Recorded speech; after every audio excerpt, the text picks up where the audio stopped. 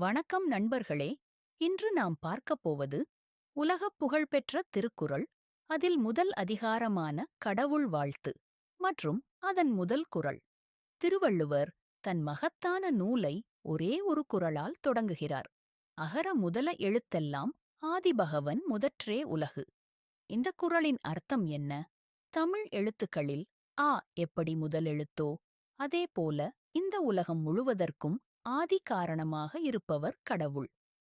எல்லா அறிவும், எல்லா உயிர்களும், எல்லாச் செயல்களும் ஒரு முதன்மையான சக்தியிலிருந்துதான் தொடங்குகின்றன என்பதை திருவள்ளுவர் எளிமையாக சொல்கிறார்.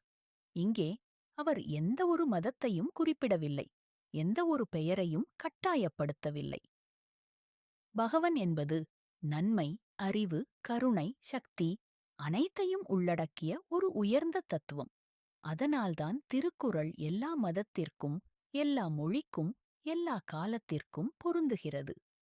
இந்த முதல் குறள் சொல்லும் செய்தி ஒன்றே: வாழ்க்கையை தொடங்குவதற்கு முன் அறிவோடு, பணிவோடு ஒரு உயர்ந்த சக்தியை நினைவு கொள்ள வேண்டும். அடக்கம், நம்பிக்கை, அறிவு இவை மூன்றும் இருந்தால் வாழ்க்கை சரியான பாதையில் செல்லும்.